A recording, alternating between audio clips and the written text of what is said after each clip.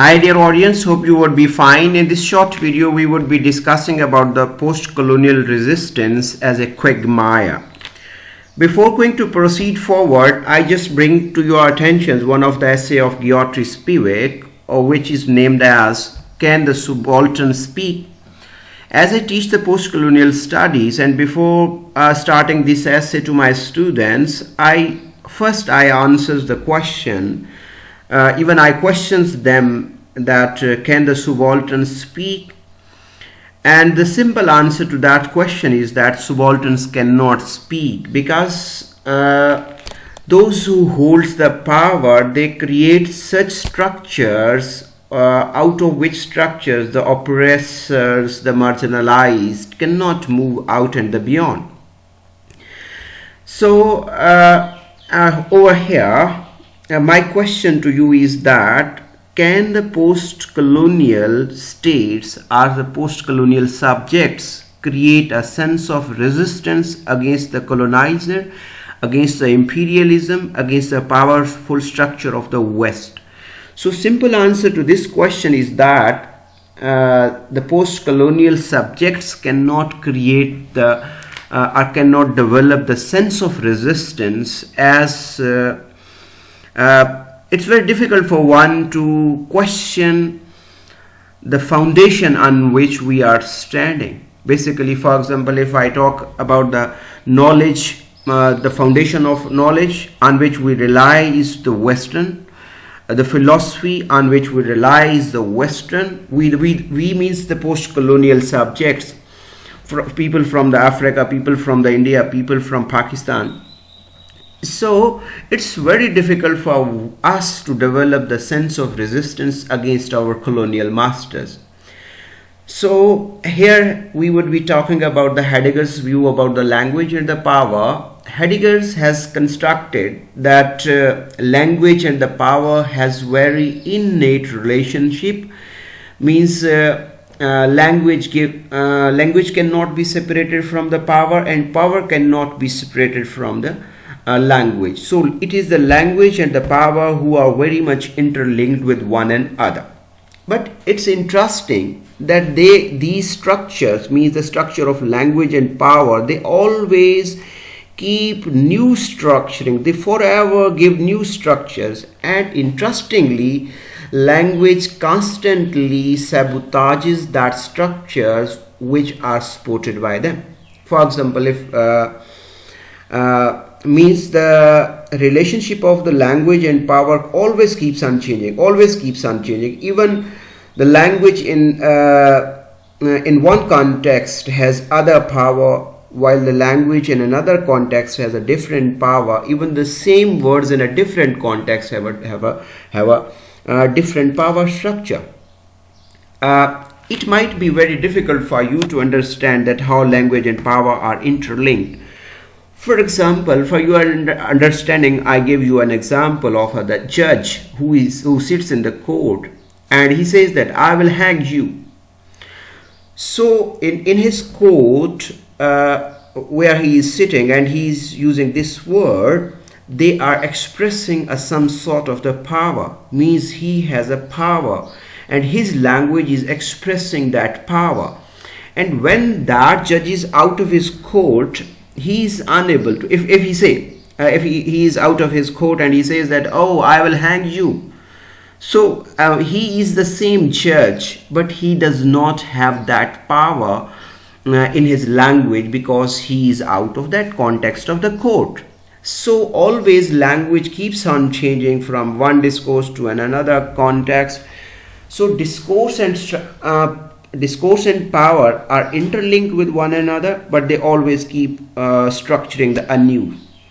So Foucault has translated Heidegger's theories on the language and a study of the discourse in order to show, means what Heidegger has talked about the language, Foucault has considered that language as a discourse.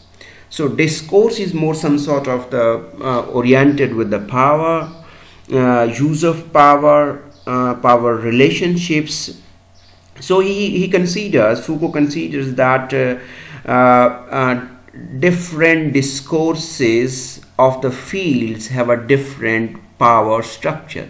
For example, penal institutions means police or that. So their discourse have a different power, and those psychologists who treat the madness, their discourse have a different sort of the power, and the same similarly sexuality. That discourse might have been have a different power structure. So discourse and knowledge are joined together, but this juncture is always imperfect, because language from here imperfect means they are not the perfect and the fixed one, because discourse and power always keeps on changing, and their same is their effect as well. So discourse cannot be only an instrument or an effect of power, but also a point of resistance as well. It means that that language, the relationship of the power and discourse and power is not the static one, is not the passive one. It can also create a sense of resistance as well, but out of this resistance, what is more powerful? That is the design of the discourse. Who creates the discourse? Definitely, discourse is created by the West. I make my understanding clear that it's not the West. Currently, we take the West as a source of power.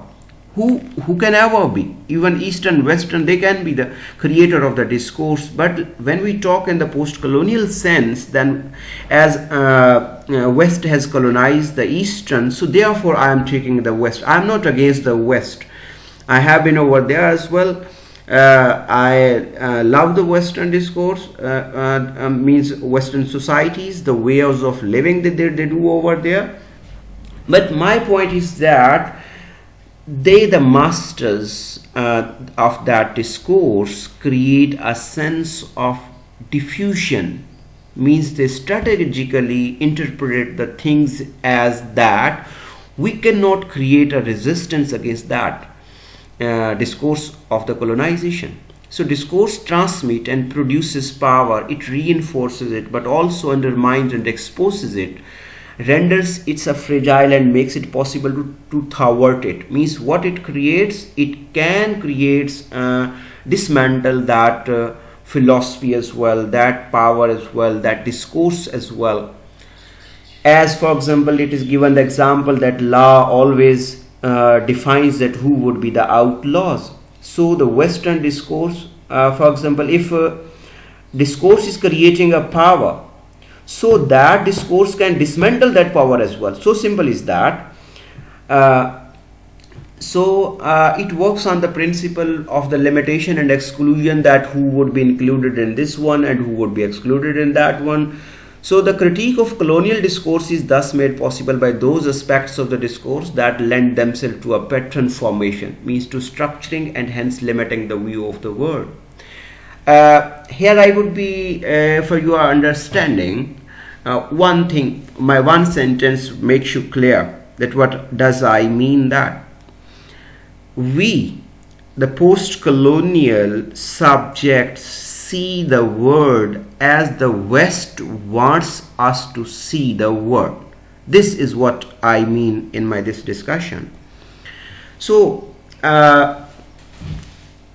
if we consciously stand out and try to resist, we want to negate the Western ideology, philosophy, laws, formation patterns, form of democracy, then what we would have to do that? The very first steps for an alternative colonial discourse of the reader is that to have their own critical understanding of the structure. First, we need to understand those structures. But with us, the problem is that we, the colonized, we, the post-colonial, have not a clear understanding what their structures and the designs are. Even if somehow we try to develop that sense, but at that time West creates its new structure. It's like that running after the Western structures.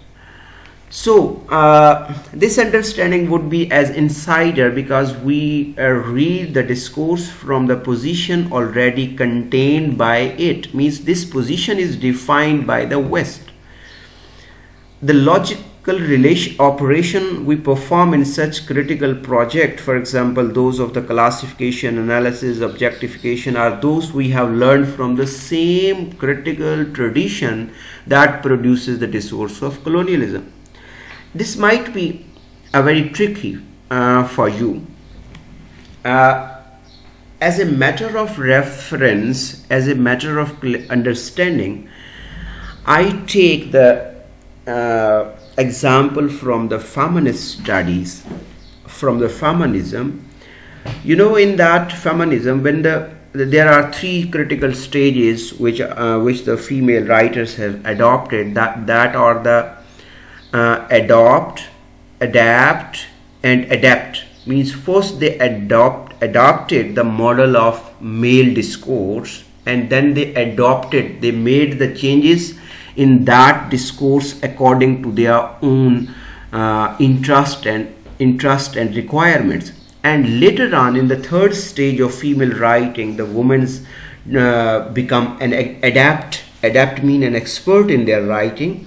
So similarly, even in the for writing our own voices, we are bound to adopt the Western model of writing, Western modes of philosophy, Western modes of laws, and Westerns means the colonizers. So how a post-colonial can go beyond his master's thinking? So we are trained to think according to our master's wills and the designs. So automatically we cannot create the sense of resistance. So we are constituted as readers by the very principle we would call into question, and we do not escape the West merely by constructing it as an object of critical attention. So modern West, from geographical and temporal entities and psychological category, to the Indian scholar Ashish Nandy writes that West has not merely produced a modern colonialism, it also informs us.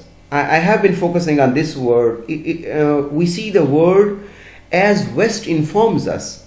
West, from here, West means colonizers, and they informs the most interpretation of the colonialism. For example, most of the population of the colonized people, even I met a lot of people who thinks, who considers that, even I might be included in among those, that the colonialism has been the blessing for the we people, or colonialism has been the blessing for the colonized people.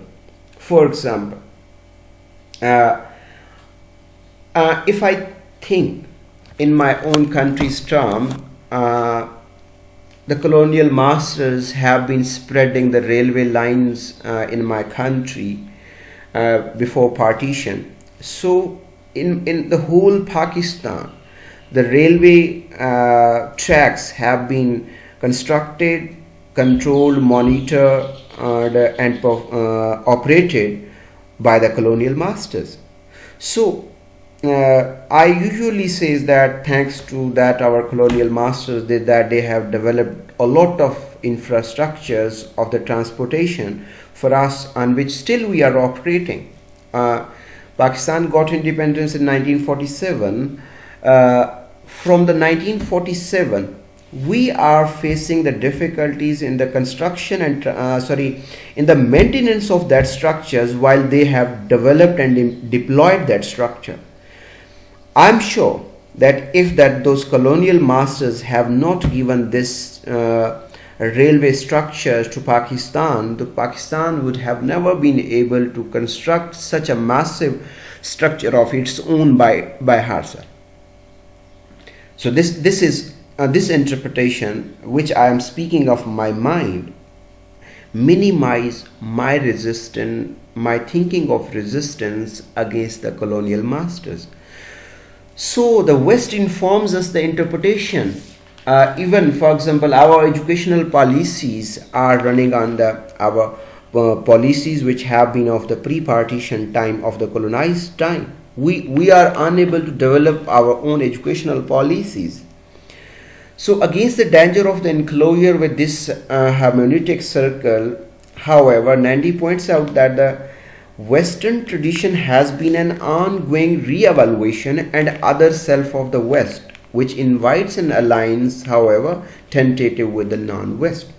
This is very interesting. This is very tricky in understanding that West cannot live without us. So the matter is this, that it creates an interpretation.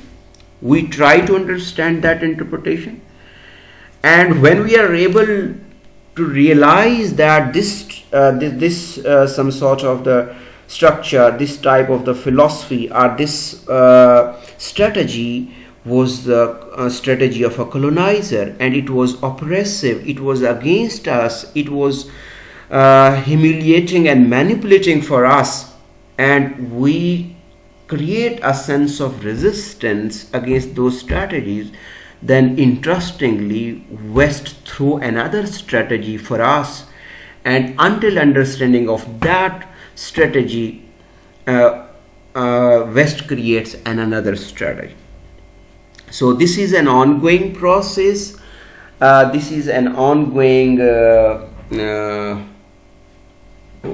walk and understanding. Walk in the sense means West is walking ahead and we are following it. When the West changes its route, we change our route, and when we follow that route, West then change. The very zigzag routes on which people, the one is the follower and the other asked to follow. So we are in that zigzag movement. We follow the resistance. We follow our masses, Western masses, but we cannot create the resistance, as we are bound to that follow and the fellowship. With this, I think still you would be asking a question, that can the post-colonial create the resistance against the masters?